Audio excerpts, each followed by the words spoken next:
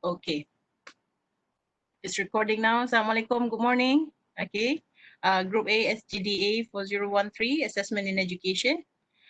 Okay, macam kita kata, kita nak go straight to item analysis. Tapi before we talk about item analysis, we talk about item properties. Okay, yang ini ni dalam slide all about items part 1. Ingat dia ada part 1, 2, 3, 4, 5 and this is the last part. Okay, let me just put it on slideshow. Okay.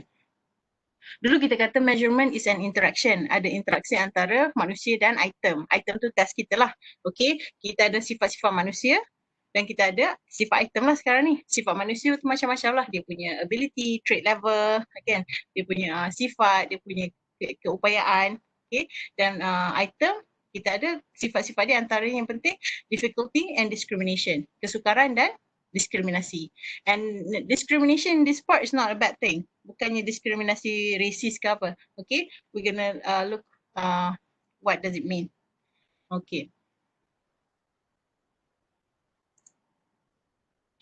Okay.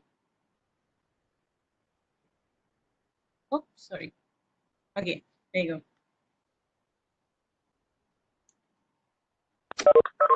Bila kita tulis item, test, kita nak item tu ada maklumat. Bila student jawab soalan kita dapat maklumat tentang kecerdasan dia, tentang keupayaan dia. Kalau personality test, tentang personality students, okay, that is item information. So here it says, each item that a respondent or test taker completes provides information about the respondents or test takers level of target trait. Target trait tu kalau kita nak ukur emosi, kita dapat tahu, okay, kita dapat maklumat tentang emosi pelajar tu. Okay, jadi hanya berdasarkan item yang dijawab lah ataupun test yang dijawab. Okay, yang ni kita tercakap tadi, mental measurement, two-way street. I'm gonna put a highlighter here. Pointer options. Highlighter, okay. It's a two-way street, ada interaksi. Okay, ada individual properties manusia, sifat-sifat manusia dan juga item properties. Okay, dan kita nak tengok item properties ni lah. Dan bila kita tulis item, kita nak item yang bagus. Sebabnya good items will provide lots of information. Kita akan dapat maklumat lah. Kita dapat tahu, okay, bila kita tulis item yang senang untuk bila pelajar yang senang, pelajar yang dia punya keupayaan dia rendah jawab, dia dapat betul. Kalau kita tulis item yang susah, kalau pelajar ni tak boleh, dia memang tak boleh jawab. Jadi kita dapat maklumat tentang trait level pelajar tersebut lah. Okay. Bad items provide little. Jadi kita tak mahu tulis bad items. Bad items daripada yang kita dah tengok masa pembinaan item, okay? Masa pentadbiran, pembinaan item lah, pembinaan item, jenis-jenis item. Sesuai tak nak tulis untuk topik ni, subjek ni, soalan MCQ, multiple choice, okay? Kalau tak sesuai soalan item apa yang, format apa yang sesuai, okay? And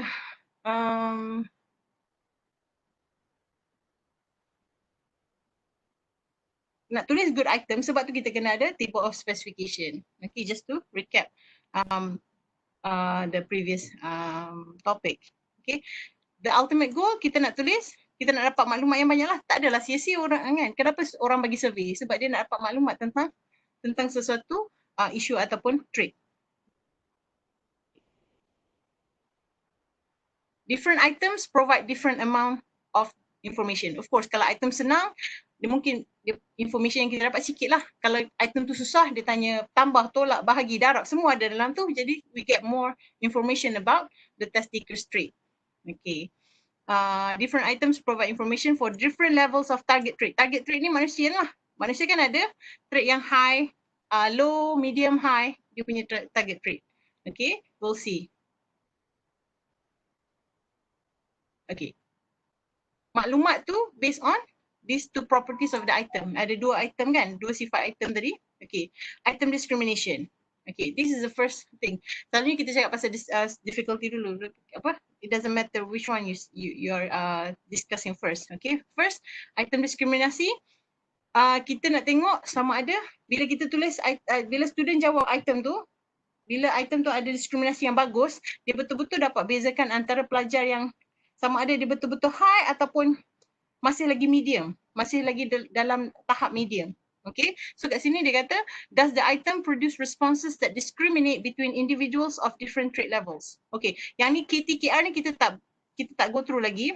Okay, tapi kalau for those yang dah tengok Excel saya and everything, ya KT ni pelajar berkebolehan tinggi, KT versus pelajar berkebolehan rendah, KR. Okay, nah, yang ni memang nak tengok discriminate pelajar tu sama ada dia dah join upper group ataupun dah masih lagi di lower group. Okay. Kita guna corrected item total correlation kalau dalam SPSS untuk tengok item diskriminasi ataupun index.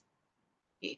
Item difficulty, kesukaran item, kita nak tengok lokasi dia. Okay, kat sini dia kata apakah range trait level yang item tu bagi. Maksudnya kalau soalan tu item difficulty dia rendah, rendah ke sederhana, low to medium, dia akan bagi maklumat dalam range tu je lah untuk pelajar yang tahap sederhana hingga low. Okay. Okay. Difficult item, soalan yang susah, memberi maklumat tentang trait level yang tinggi lah. Kalau soalan tu susah, maksudnya kita dapat tahu okay, sama ada pelajar ni dia punya tahap trait dia tinggi ke rendah. Tahap trait dia tinggi lah untuk item yang difficult. Kalau kita tulis item yang senang untuk low trait level. Okay. Oops. Okay. Yang ni I'm gonna skip sebabnya yang ni you guys read if you have problems because I'm trying to go to the demonstration for this Webex. Okay. Session.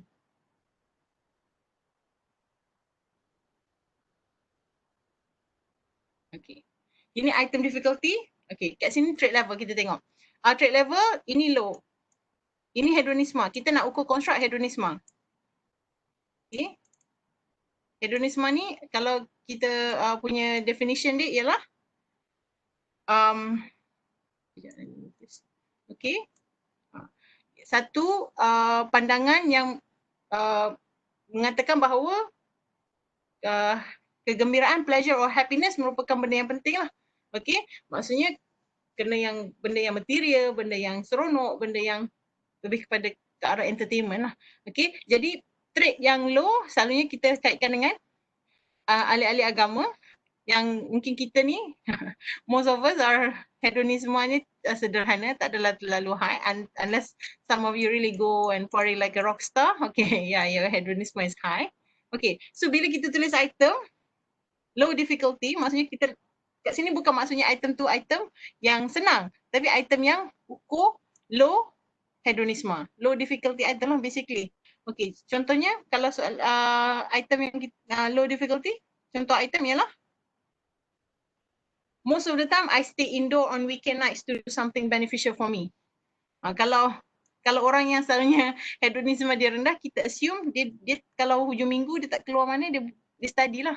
Dia skema lah, okay, budak nerd. Okay. Okay. So yang ni kita kata low difficulty lah sebab dia tak mengukur hedonisme yang tinggi. Okay, tapi kalau high difficulty maksudnya high trait level.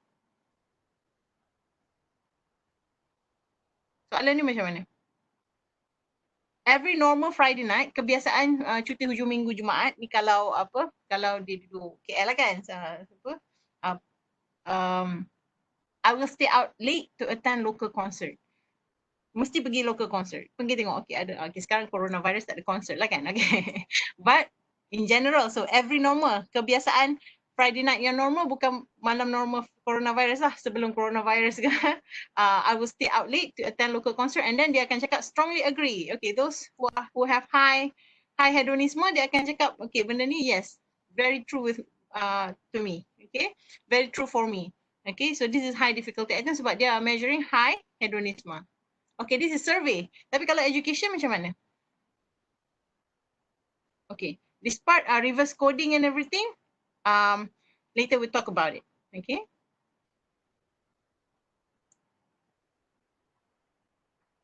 Okay, yang ini.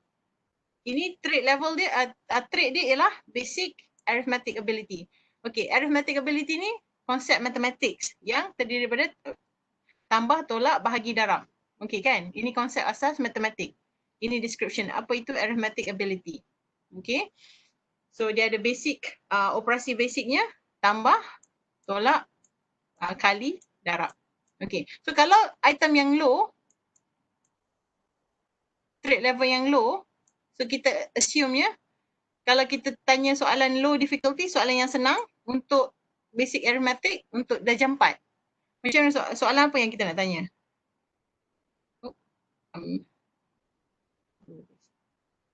Oh, did you guys chat? Okay, nobody's chatting. Okay. So ini soalan yang kita nak tanya lah. Okay, kita tanya soalan tambah. Okay, hanya tanya satu operasi. Tapi as we go across trade level, makin tinggi tahap dia, makin kompleks lah soalannya kita nak tanya. Jadi kalau high difficulty item, untuk measure high trade level, kat sini, kita tanya.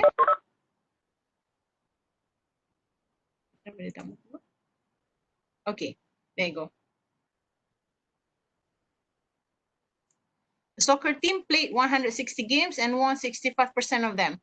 How many games did it win? Yang ini ni, student kena tahu pasal persen. Basically, kena tahu pecahan ataupun division. Okay, lepas tu kena tahu macam mana nak darab.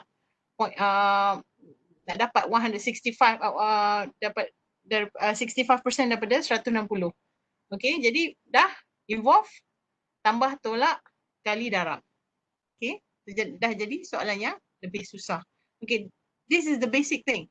Bila kita tulis item, kita kena ingat student kita siapa. Okay. Yes, thank you Ika. Okay. Cakap soalan yang ada 2 atau lebih operasi. Yes. Sekejap, Ika cakap apa ni? Soalan operasi tambah tolak je kot. Okay. Yang ni lah kalau kita tanya pasal low difficulty, right? Tambah tolak je lah. Maksudnya low to medium. Tak adalah terlalu medium. Kalau dah medium mungkin dah masuk, darab sikit contoh. Okay. Tapi yang ni dah soalan susah, kita tanya, maksudnya bila kita tahu, student yang boleh jawab soalan ni, kita tahulah dia dah kuasai 4 ni. Tambah tolak, darab, bahagi. Okay. Thank you guys. Okay, ini diagram. Just diagram. Kita tak ada nota, kita tak ada maklumat pun apa-apa, nombor ke apa, just nak tunjuk kata, okay, diskriminasi is based on the location. Kat mana lokasi student tu. Kalau dia boleh jawab soalan susah, dia ada high lah. Itu lokasi dia lah. Okay, semua lokasi lah. Okay, tapi bila kita cakap pasal diskriminasi,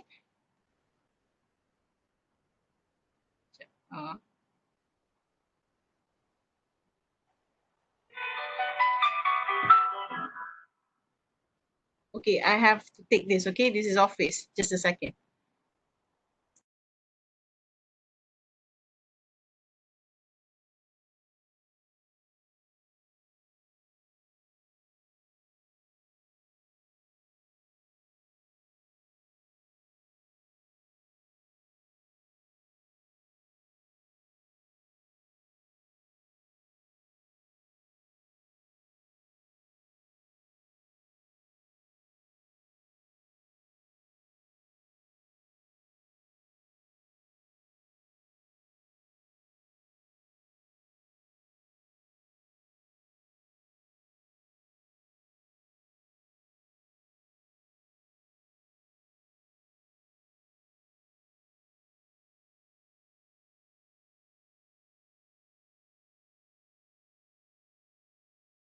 Okay, I'm back. Okay, sorry about that.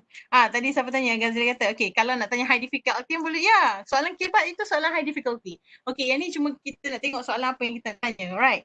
Okay, soalan essay, ya, soalan essay, soalan yang difficult lah. Selalunya lah, tapi ada juga soalan essay yang senang kan. Yang student hafal dah 5 faktor. Dia hafal 5 faktor, dia hafal lah jawapan. Kemudian dia tulis. Soalan kebat ialah soalan high difficulty. Soalan essay boleh jadi soalan high difficulty or easy. Nas? Okay, ya, yang dia kena analisis. Betul Ghazali. Okay, awesome. Okay, so kat sini, tadi kita cakap pasal lokasi. Lokasi ni tunjuk kata sama ada item tu senang ataupun susah. Okay, tapi kalau yang arrow ni pula nak tunjuk kata diskriminasi. Okay, diskriminasi kenapa, yang B yang tinggi ni, arrow yang panjang ni maksudnya kalau dia soalan tu senang, sederhana, tapi diskriminasi dia tinggi. Maksudnya kita boleh beza orang yang jawab soalan tu betul, maksudnya dia memang dekat sini. Dia memang dah antara ke arah sini lah, maksudnya higher lah, dah sama ada medium ke higher medium. Maksudnya tak sampai high tapi dah higher medium. Tapi kalau orang yang jawab salah, dia apa? Bila jawab soalan B ni sebab item diskriminasi dia tinggi, dia memang kita boleh tahu kalau walaupun dia sederhana tapi sederhana dia hanyalah ke arah low. Okay, that is discrimination. Okay, so kat sini ni just nak tunjuk kata konsep ini tak ada, you guys, kita tak tahu pun apa indeks untuk A, apa indeks untuk B and C and D. Okay, tapi kalau kita tulis soalan yang item diskriminasi dia low, sangat rendah macam C ni, kan, tapi dia difficulty dia pun sederhana je. Jadi mungkin item ni tak berapa bagi banyak maklumat lah. Okay, item ni sederhana, majority boleh jawab. Sebab kita tahu yang sederhana ni majority boleh jawab. Okay, tapi diskriminasi dia low. Majority ni nak ke arah high dah ke ataupun masih lagi low. Tapi kita susah nak discriminate between student yang jawab soalan C ni betul. Okay, so kat sini A, low difficulty, item kesukaran dia rendah, moderate discrimination. Sederhana lah, dia punya diskriminasi dia sederhana. Kalau B, sederhana, tak susah sangat, tapi high discrimination, which is a good item, very good item. Okay, kalau C, dah lah sederhana, kesukaran, tapi low discrimination. Yang ni jarang lah kita nak simpan item macam ni. Okay, high, yang D ni okay, tak apa. High difficulty, moderate discrimination. Okay, tapi tak adalah nak discriminate. Katalah contoh kita ambil soalan ni soalan untuk pilot. Kan, pilot yang jawab soalan D ni, walaupun soalan ni susah untuk pilot tu, tapi kita susah nak tahu pilot tu betul-betul yang betul-betul layak nak fly airplane ataupun masih lagi kena ada training sikit lagi. Okay, sebab dia discrimination dia high. So kalau high stakes, soalan-soalan yang betul-betul yang test yang betul-betul penting and everything, kita nak high discrimination, high difficulty.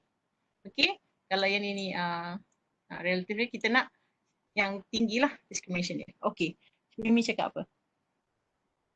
Doktor ABCD untuk soalan jenis objektif multiple choice ke? Ni contoh random ya. It could be essay. Okay, yang ni nak tunjuk kata konsep diskriminasi dengan difficulty. Boleh soalan essay, boleh soalan multiple choice, boleh soalan subjek struktur. Yang pentingnya soalan tu apa? Ada lokasi dia, ada soalan essay yang rendah yang macam saya kata senang, dan cara dia discriminate A dengan apa? Discriminate antara pelajar yang rendah dengan yang lebih rendah pun sederhana saja. Okay, tak apa, this is contoh, okay? So kita tengok lagi contoh data. Okay, yang ni thinking about item discrimination and item difficulty. Okay, kat sini dia kata secara idealnya, okay, secara praktikalnya jaranglah kita dapat. Tapi kita nak semua item kita ada high discrimination. Okay. Tapi kenapa, macam mana difficulty? Kesukaran? Kesukaran macam mana? Kita nak item kita sentiasa susah ke ataupun depends? Doktor, maknanya dalam satu soalan mesti ada discrimination dan difficulty ya. Tak boleh ada salah satu. Dia akan ada dua. Dia akan ada dua-dua. Dia akan mesti ada dua-dua. Tapi sama ada bila kita buat item analysis tu kita tengok, oh, difficulty kita bagus tapi discrimination teruk. Dia akan dapat dua-dua.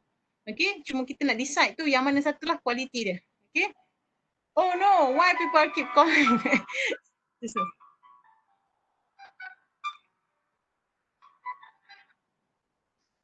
Hello, Assalamualaikum. Ya.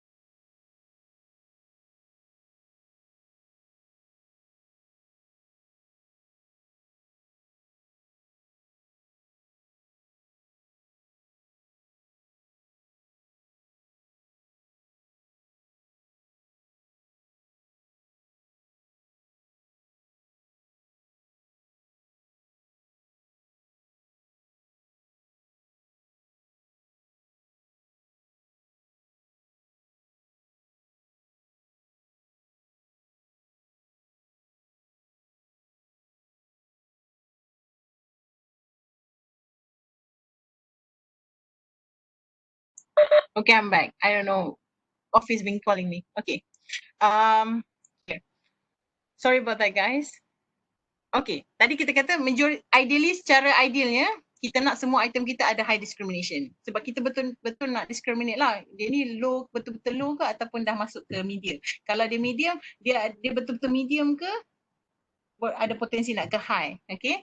Jadi dan kalau dia high, dia ni betul-betul super high ke yang memang dah betul-betul bagus ni ataupun masih lagi suam-suam kuku dan kena training balik. Okay, itu high discrimination item. Kalau difficulty, kita nak item macam mana? Kalau test kita nak kesukaran item kita macam mana? Okay, kat sini kata range of difficulty depends. Okay, tadi katakan Ika kata depends. Depends on the use of score. Macam mana kita nak guna score pelajar tu? Kalau kita guna pilot, kalau kita guna score tu untuk pilih pilot, of course kita nak difficulty yang sangat susah. Okay, tapi kalau ni, kalau soalan-soalan, kalau test-test macam ni, macam mana difficulty dia? Kalau ujian bahasa Malaysia untuk SPM, kita nak difficulty dia macam mana? Senang, susah, sederhana, senang, sederhana, susah, ataupun semua susah, ataupun semua senang? Anybody want to put on chat sekejap? Campur-campur, yes. Ika cakap campur-campur because sebab kita tanya SPM untuk satu negara. Satu negara, kita dah cakap tadi taburan normal. Taburan normal pelajar ada yang rendah,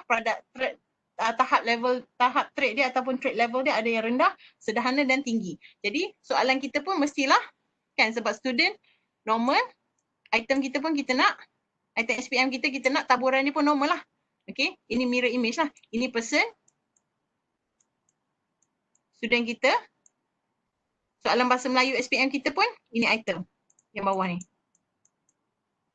Boleh ikut ya, saya lukis macam ni. Okay, ada susah, ada senang. Okay, great. Thank you. Okay. Christina tanya, how to determine the item with highest or lowest discrimination by analyze the correlate? Okay. Good, great question, Christina. Corrected item total correlation tu ialah index diskriminasi. Nanti kita tengok. Okay, macam mana kita nak tentu, kita kena buat item analysis. Bila kita dah dapat nombor dia dan kita beritahu, okay, item ni senang, item ni easy, low difficulty, tapi discrimination bagus. Nanti kita tengok. Ini just konsep. Okay, Christina? Okay, that's good question. Okay, yang ni kalau anxiety inventory yang untuk anxiety, kita nak soalan macam mana? Kita nak soalan ni kebimbangan. Kalau kita tanya survey untuk nak tengok orang tu bimbang ke tak? Soalan dia nak soalan yang senang ke, low difficulty ataupun high difficulty ataupun start from medium. Campur juga. Okay, saya kata yes, campur juga. Okay, tapi kali ni campur mungkin kita nak yang medium dan high saja. Sebab kita tak maulah senang sangat kan. Kalau senang, kita ada majority tak ada. Kalau low to high, okay, yes, high. Ghazali kata high. Okay, anxiety kita pun kita punya target group soalnya kita ambil yang memang dah ada tunjuk simptom kebimbangan lah. Okay, kalau kita bagi kat normal population. Kalau kita bagi kat satu rakyat Malaysia, ya dia kena campur-campur. Tapi kalau kita bagi dekat student, orang yang kita nak guna tu, kita nak memang dah tahu dah dia memang ni group ni memang bimbang, tapi kita nak tahu dia bimbang ni bimbang sangat ke ataupun memang dah depresi, dah ke arah anxiety dah. Okay, depression. Okay, yang tu kita nak buat high macam Ghazali cakap. Okay, great job Sa'in Ghazali. Muat reading component. Kalau muat, just sikit lagi. Ni soalan muat, test tapi reading. High also. Okay. Muat kalau ingat tak kita kena tengok kita nak guna tu untuk siapa. Okay. Kalau muat kita kena campur. Yes, campur Atika. Campur. Okay, sebabnya kita ada student yang nak jawab tu mestilah low, medium and high. So soalan kena sekata. Jadi kita buat table of specification, soalan kita taburan kena mungkin 20 yang low item, low difficulty, majority medium, sikit 20% yang soalannya susah. Okay, high difficulty. Okay, medical licensure exam. Ni soalan untuk nak pensijilan untuk okay, high. Hasan cakap high dengan Farah cakap. Okay, yes, ni nak doktor ni. Okay, specialist surgeon. Kalau kita nak pakai bedah lah, nak ambil exam, of course lagi nak tanya soalan yang high. Ya, kena determine yang betul-betul layak. Of course. Kalau kita tak mahu sebab kita tinggal gunting pula dalam perut kita kan. Kalau na'udzubillah. Okay, so nak cari nak buat soalan untuk test tersebut, kenalah soalan yang betul-betul high difficulty. Okay. Jadi nak cari cikgu. Terutamanya yang komponen empati. Campur. Oh, yang kalau ni saya kata cikgu mesti high, kena difficult. Nak siapa nak jadi cikgu kena jawab maksi, kena bagi soalan susah. Jannah, ya saya agree dengan Jannah. Sah dengan Farah kata campur. Okay. Sebab nak jadi cikgu ni, empathy. Zaman sekarang ni empathy ni penting ni. Tapi terlalu banyak empathy pun tak boleh juga kan. Okay, so mungkin medium to high. Okay. Tapi kalau cikgu memang sekarang ni, kalau especially kat Finland, like I said, Finland, Germany, soalan dia memang susah lah nak jadi cikgu. Okay. This one. Language test for pilots. Dulu ingat tak saya pernah cerita awal-awal. Plane Kazakhstan pilot kot. Crash sebabnya bahasa confused. Okay. Air traffic controller kata lain, dia ingat lain. Okay. Okay, boleh naik ke certain altitude. Dia tak faham bahasa Inggeris. So, language test especially for pilots sebab dia nak komunikasi dengan air traffic controller ni. ATC. Okay, perlulah high. Sebabnya dia ada memang satu soalan untuk test, nak test pilot tu boleh fungsi, tak sengau, tak gagap, okay? Supaya benda tu nak communication. Dan kalau kita dapat dalam black box pun, kita ada, na'udzubillah lah kan. Kalau crash, kita boleh dengar communication pilot tu clear. Kita tahu apa masalah dia. Okay? Okay. Okay, itu discrimination. Okay. Low and high.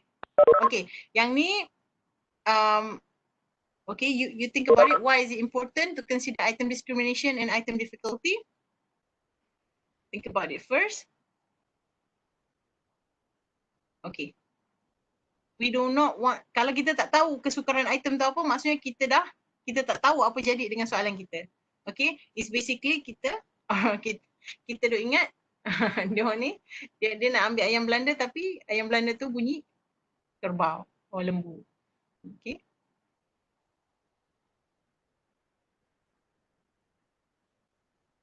Okay, sikit tak yang ni. Kenapa penting untuk consider item discrimination? Bila kita buat item,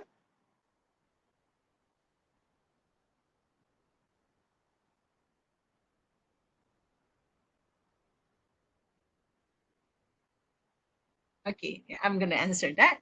So, sebab kita betul-betul nak tahu yang mana, kalau pilot kita nak tahu dia ni layak betul-betul ke dah masuk kat sini. Ni item kita nak item discrimination. Kita nak betul-betul discriminate between yang betul-betul layak dengan yang masih lagi perlu training. Contoh. Okay.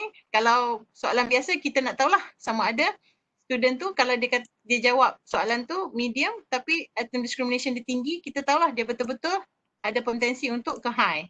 Ataupun medium dia masih lagi potensi untuk ke untuk buat penambah remedy, pemulihan. Okay. Item difficulty, like I said just now, kalau kita nak tahu soalan yang kita tanya tu sesuai tak untuk populasi yang kita nak soal. Okay. So both are really important in item analysis. Yang ni kita tengok tadi. Yang ni thought exercise. Do it if you have problem. Let me know. Yang ni nanti kita boleh cakap dalam WhatsApp. Okay, that's it. Ni kita dah recap semua pasal item. Daripada jenis item, kita dah tengok game. Game ada banyak jenis item. Dan bukan sekarang ni, MCQ dah ada macam-macam jenis je. Bukan MCQ saja. MCQ open-ended. Kalau yang buat game, so you think you can dance tu, ada, so you think you can dance. So you think you can do assessment tu, adalah jenis-jenis item format yang memang dah banyak. Dan kita tengok ada pasal intermediate constraint whatsoever. Okay, and then kita go through process of item instrument. Okay, kita dah tengok macam mana kita buat instrumen daripada bina table, daripada buat decide apa dan purpose, lepas tu decide table of specification. Dan yang ni lah yang penting ni, nak tentukan. Okay, kita plan macam mana, kita dapat macam mana. Yang ni, bila kita dah buat, kita tulis item, dah tulis semua-semua dan kita decide lah, okay, item tu score dia dichotomous, polytomous, lepas tu kita dah bagi rubrik semua.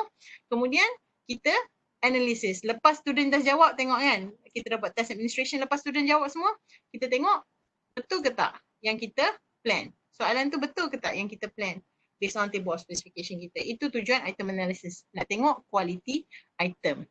Okay, siapa nak rehat? Boleh tak saya teruskan?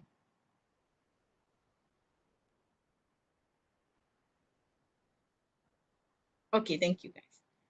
Now we move to the second slides.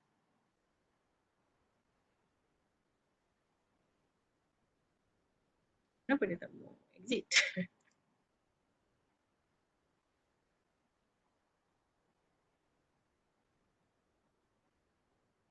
Do you want to keep?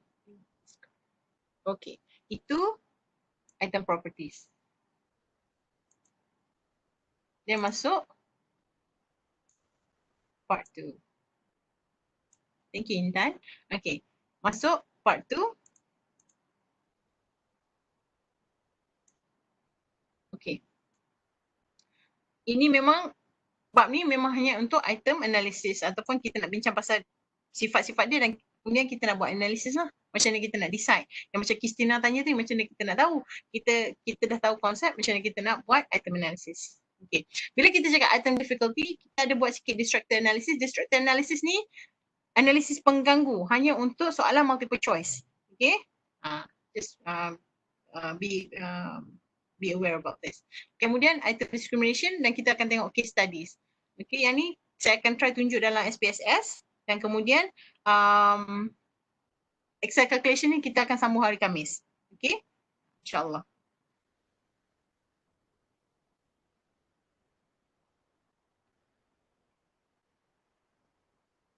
Okay, yang tadi ni kita dah katakan. Okay, item difficulty kena kita tahu nak tunjuk low, medium, high. Okay, so ni pun samalah. Soalan tu senang, sederhana, senang. Okay, ni susah. Sederhana, ni sederhana senang. Sederhana, susah. Okay. Kalau kita guna SPSS selalunya kita guna item difficulty, kita guna purata, mean item response across the individuals. Okay. Ini konsep belum, I'm gonna move the chat box. Just a second. Okay. Item difficulty, kita nak ukur dia, kita tengok mean. Kalau dalam SPSS lah ataupun dalam Excel. Okay. Low mean yang rendah maksudnya item tu susah. Sebabnya tak ramai yang boleh jawab. Okay. Ingat tak purata? Purata ialah bila kita campur semua bahagi dengan berapa ramai yang jawab. Kalau purata dia rendah maksudnya item tu susah. Okay. Dan kalau purata ataupun mean tu tinggi maksudnya item tu senang sebab ramai yang jawab betul. Okay, that's the concept of item difficulty. Okay, yang ni untuk soalan dichotomous. Ingat tak dichotomous? Dichotomous score dia 0-1 saja. Betul atau salah? Dan soalan-soalannya selalu kita guna multiple choice. Okay. Just a second. Show you the pointer easier.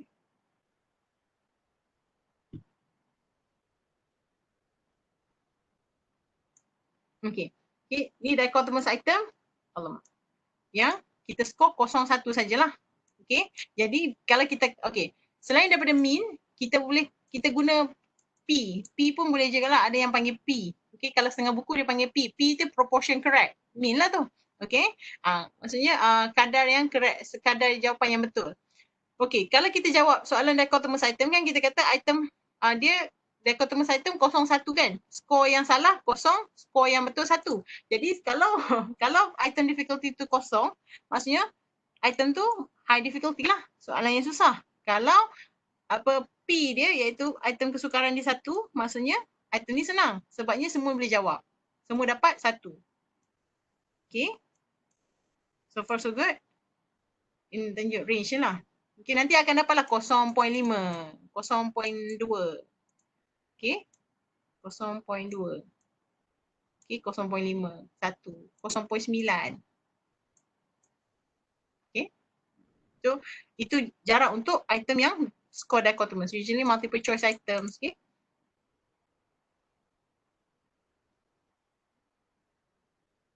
Okay, yang ni again macam mana kita nak interpret lah tadi saya katakan. Kalau P the value tu 1, memang sangat senang lah. Item tu ada low difficulty which is sangat senang dan benda ni akan bagi maklumat tentang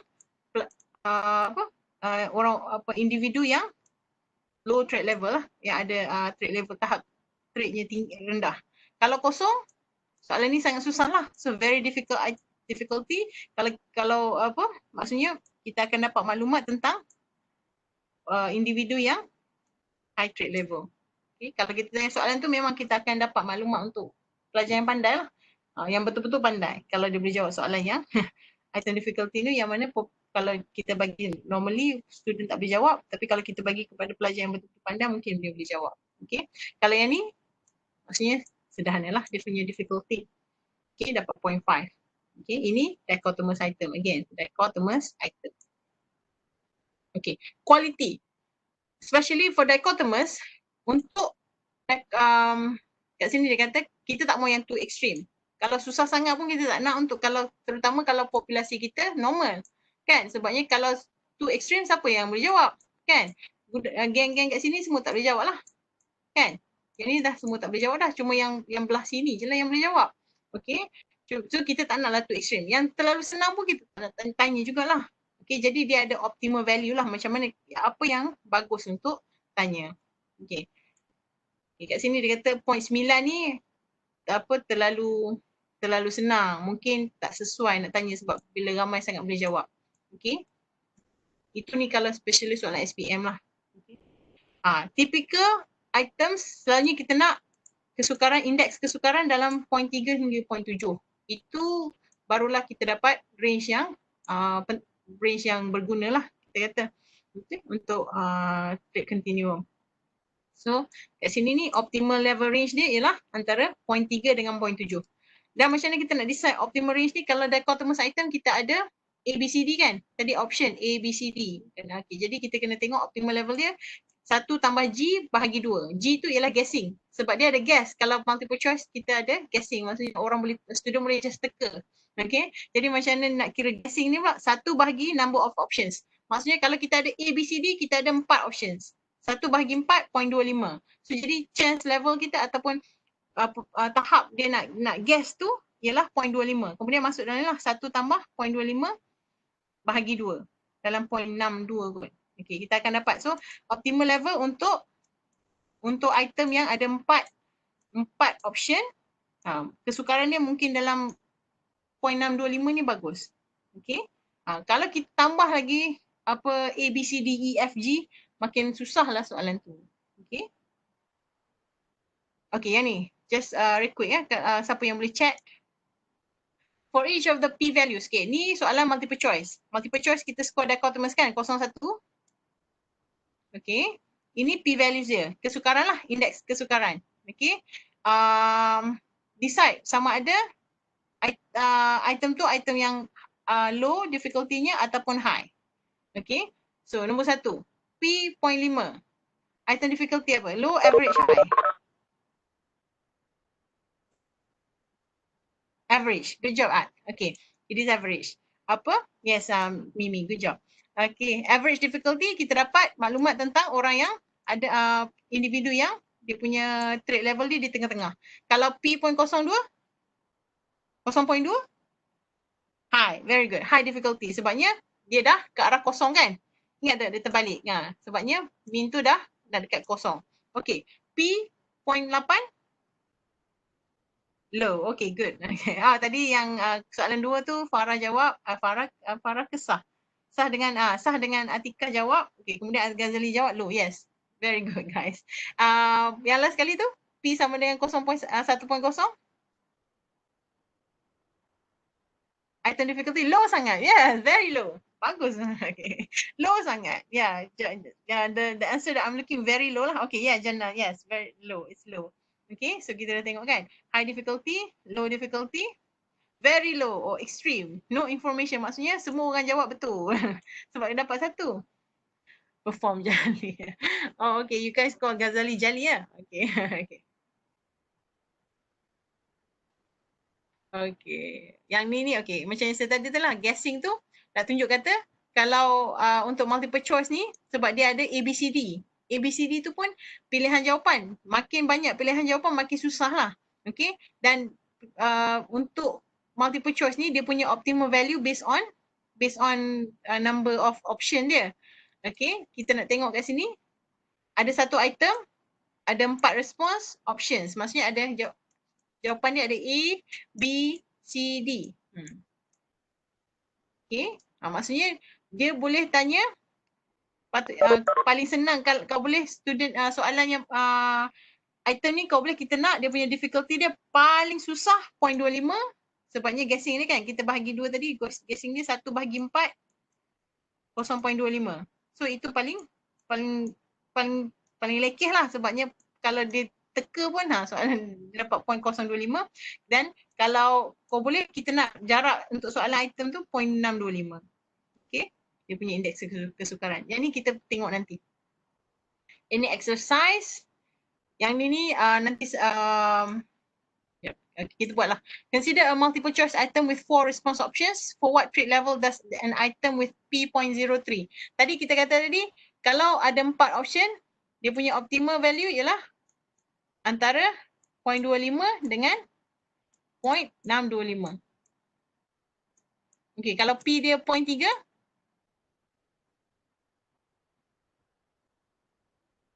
difficult lah sebabnya 0.25 ni dah difficult kan. Kalau dapat 0.3 tu kira dia punya P level dia 0.3 tu kita tahu soalan ni okey difficult ni. Okey, sebabnya kita tengok okey optimal value dia range dia ialah 0.25 0.0625.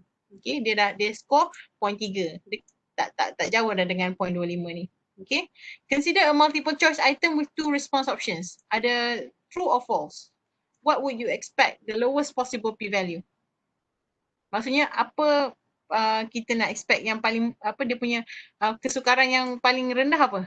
Kalau true and false. Sebab dia ada dia ada year salah je kan, bahagi 2 je lah. 1 bahagi 2 lah dia punya option level dia.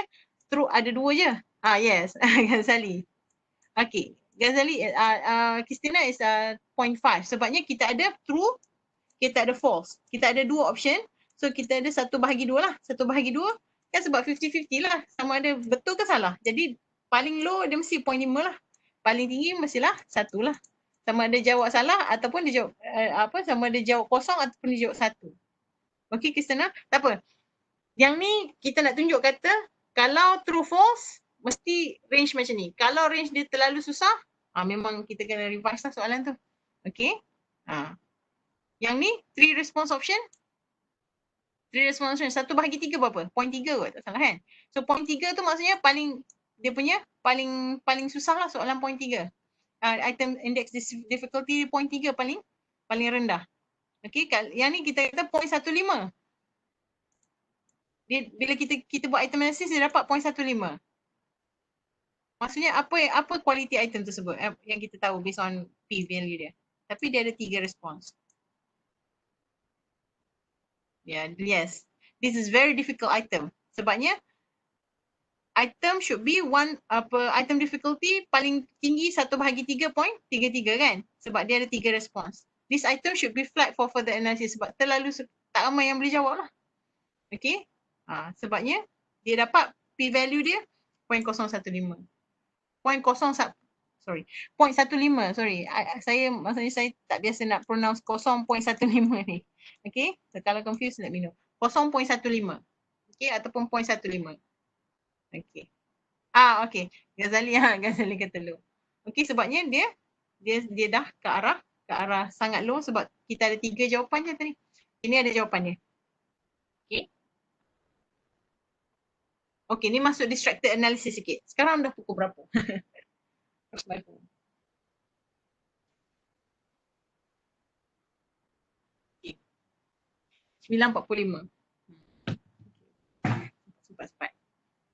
Sempat at least cover distracted analysis kemudian item discrimination.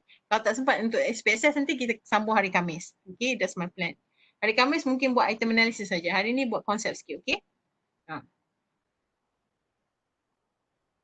Okay, yang ni contoh soalan lah. Okay, kita nak buat distracted analysis. Distracted analysis kita dah kata distracted ialah pengganggu. Pengganggu ialah, okay, kalau kita tengok balik anatomi soalan multiple choice, yang which number ni ialah stem kan? Yang ni ialah pokok soalan. Okay, that is stem. Yang tu ialah options. Option ni semualah pilihan jawapan dan juga distractor termasuklah option.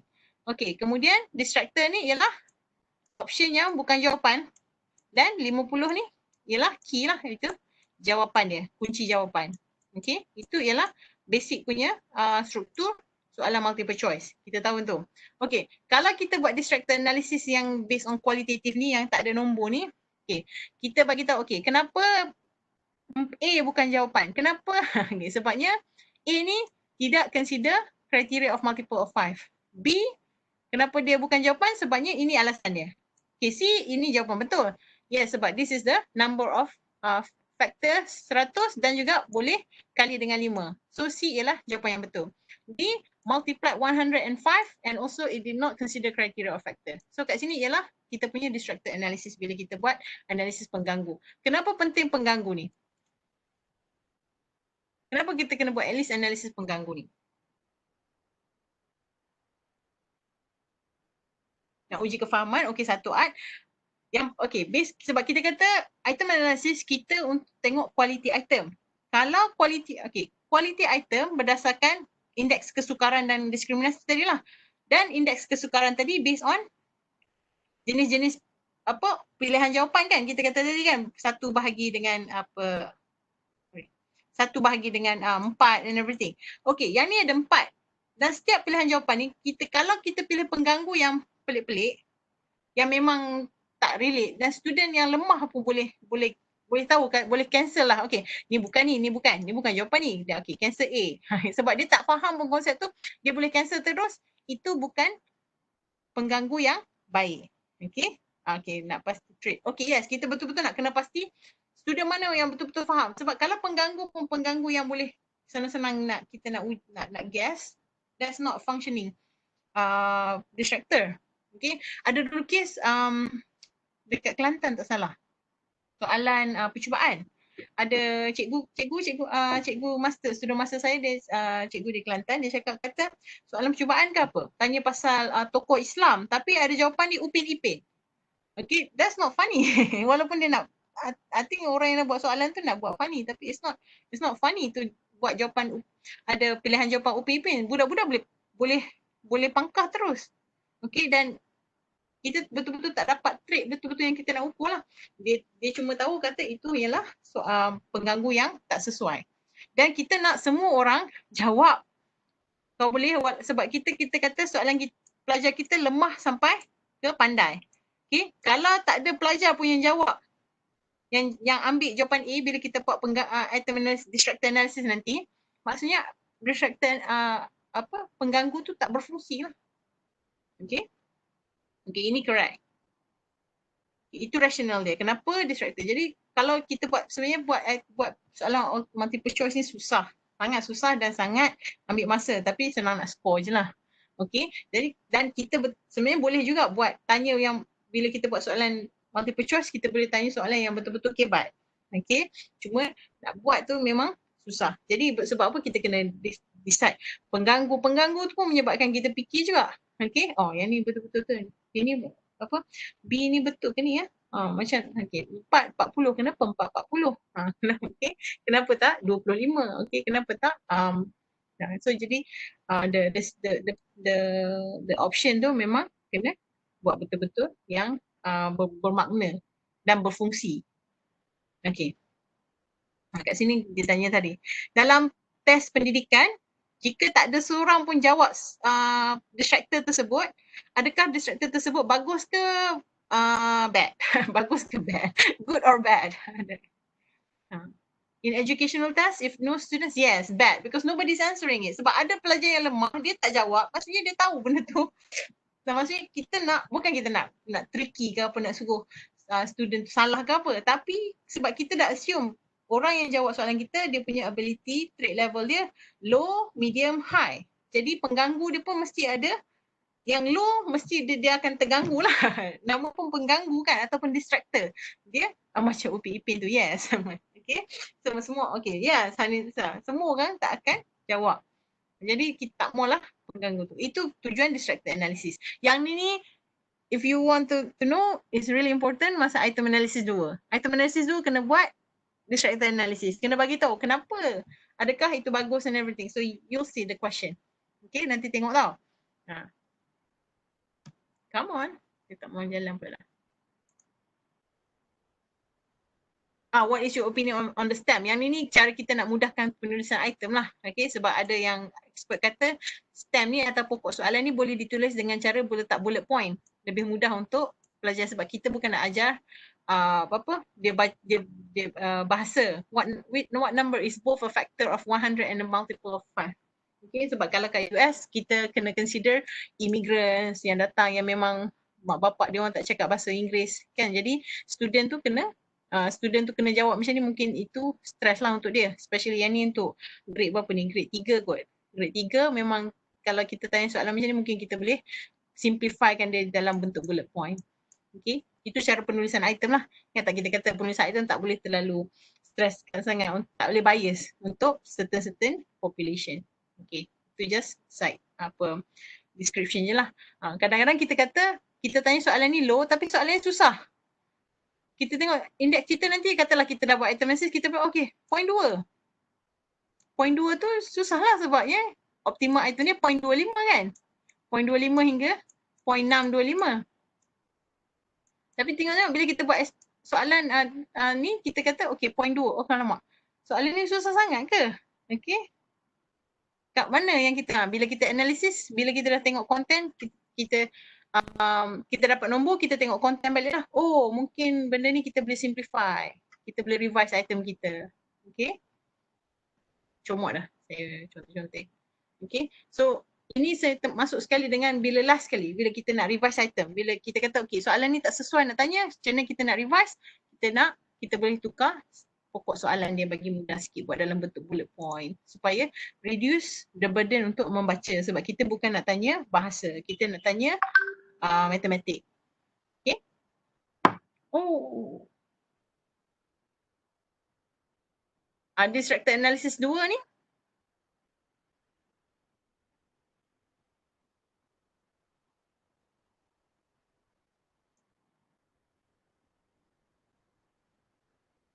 Last. Sebelum kita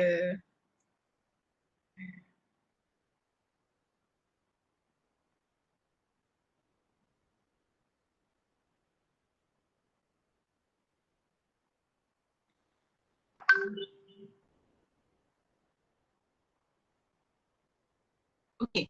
Ni kalau kita tengok, hari tu kita dah cakap sikit masa dalam web, masa yang first kita buat YouTube live tu, kita dah tengok soalan ni. Soalan ni kita kata tak berapa bagus. Sebab katalah kita dapat nanti dia punya item discrimination, item difficulty, point berapa? Point 9. Allahu Akbar. Second.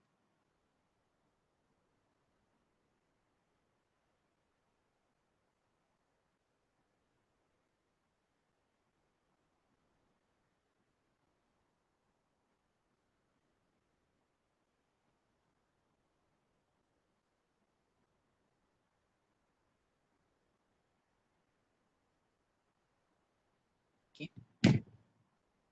So, kata soalan ni, kita dah tengok hari tu, soalan ni ialah soalan yang kurang bagus. Sebab dia tanya konsep matematik, konsep GSIM, math berat, weight is berat. Okay, berat 3 kenderaan. Okay, tapi pilihan jawapan dia dan juga soalan dia sendiri problematik. Sebab katalah kita dapat indeks kesukaran nanti, P dia 0.9. 0.9 ni senang lah untuk soalan yang kita boleh buat true false kan. Jadi kita ada kereta, motosikal dengan truck. Yang ni kalau kita tak faham quantity pun, student boleh agaklah okay, yang paling berat mestilah truck. Tak payah tengok pun 12,000 ke, 4,000 ke, 400 ke. Okay. Jadi kita tahu soalan ni soalan problematik. And then kalau kita dapat nanti indeks kesukaran nanti, kita tengoklah macam mana kita nak revise. Yang ni kita bagi tahu okay. Jadi how we improve this question is by having different set of question. Still tanya pasal berat tapi ataupun quantity, kita nak, yang ni rasanya dia nak tanya pasal dia punya constraint, nak tanya pasal tempat nombor bulat antara maybe ratus ke puluh ribu, mungkin nak tengok yang mana yang mana paling tinggi lah susunan menaik dia. Okay, yang ni dia tanya dalam berat, kita boleh tanya guna common sense. This is a poor question dan kita boleh expect pun dia punya kesukaran nanti 0.9 dekat dengan 1. Majority boleh jawab ataupun dapat 1 kan. P dia sama dengan 1 yang untuk soalan ni. Okay, tapi yang ni kalau kita nak revise, macam mana kita nak buat, kita guna yang ni lah, cara nak susun. Dan distracted analysis je, kita tengoklah cara nak susun pun kena proper. Kalau kita start dengan yang semua 95 ke,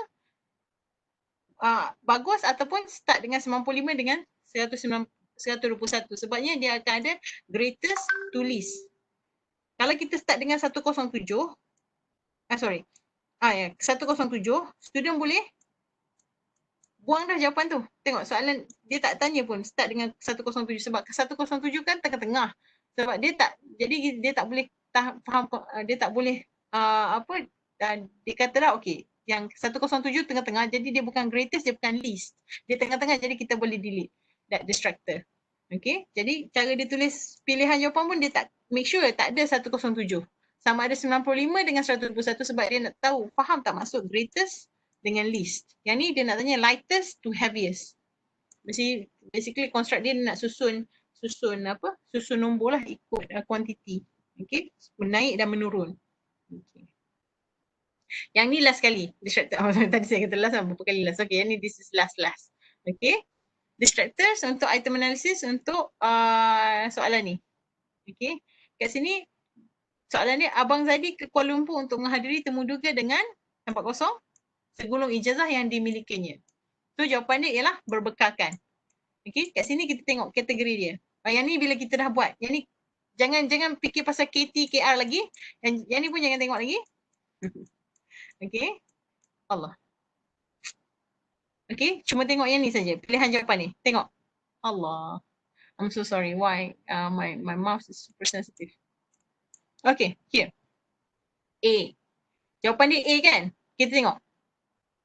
Ada tak jawapan yang student boleh jawab? KT, KR ni, KT pelajar kebolehan tinggi, 3 orang boleh jawab jawapan betul. Seorang jawab betul yang pelajar berkebolehan rendah. So 4 orang boleh jawab. Okay. Ada B, ada 3 orang boleh jawab. Yang tinggi, ada 2 orang yang lemah berjawab. Okay. Dan D ni, berpandukan ni, majority jawab. Jadi kat sini kita tengok distractor, bila kita buat distractor analysis, kita tengok okay, semua boleh jawab. Maksudnya semua pengganggu ataupun semua option berfungsi. B, C, D tu semua ada jawab. Okay. Walaupun C ni tak popular sangat lah, berlandaskan. Tapi ada orang jawab, so not bad. Okay. Nanti kita tengok P ni pun kita tengok, yang ni dah kita dah belajar kan, 0.25. Soalan ni still susah based on kalau kita guna kira manual macam ni. Okay. So yang ni kita kata soalan ni okay tapi susah sikit untuk group ni.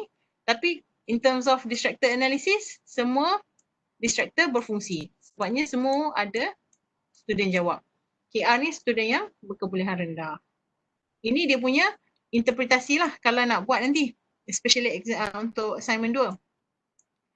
Jawapan ialah A, iaitu berbekalkan.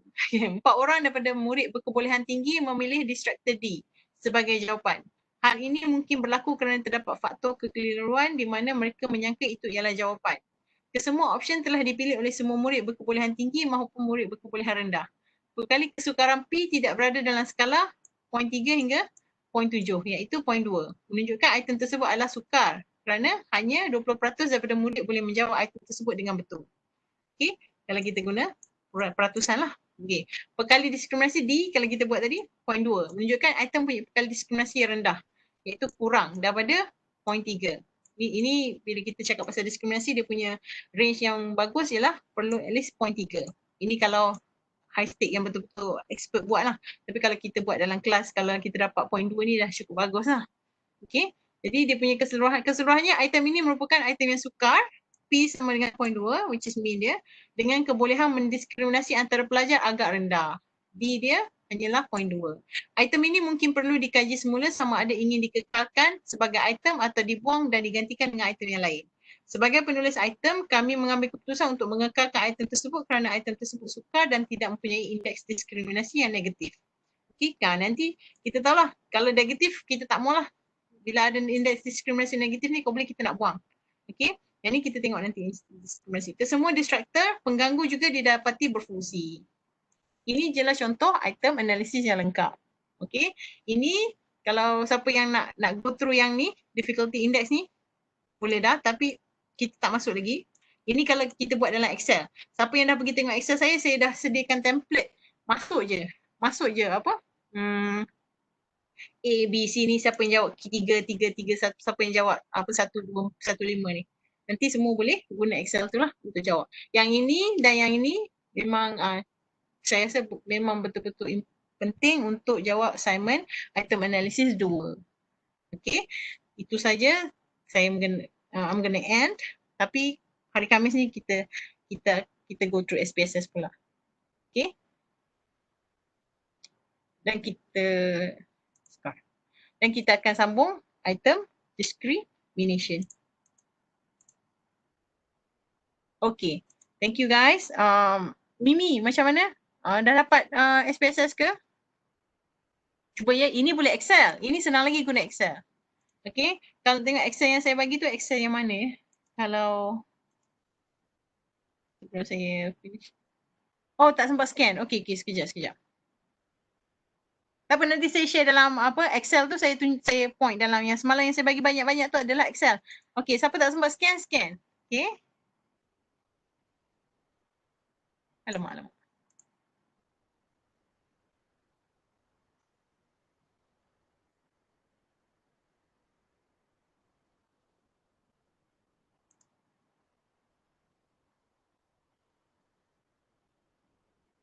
Hari Khamis ni kita try buat Webex lagi okey ke?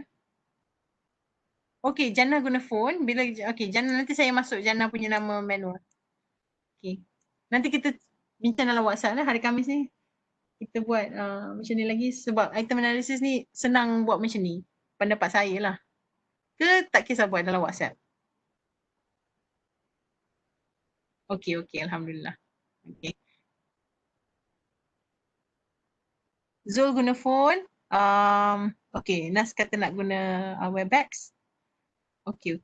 So Zul guna phone, Jannah guna phone lagi? Tak.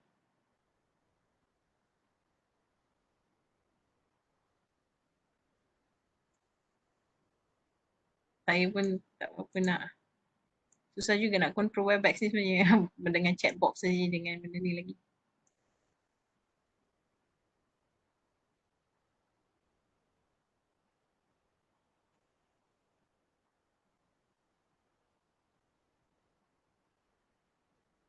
Okey, boleh leave sebab saya ada kelas dengan group B, nanti saya catch up. Okay guys, take care. Zul dengan Jannah kan? Nanti saya add manual. Okay, take care guys. Saya leave the message lah. Saya leave meeting ya. Okay, sekejap. Saya report kan? Okay. Okay, saya kena stop. Okay guys. Assalamualaikum.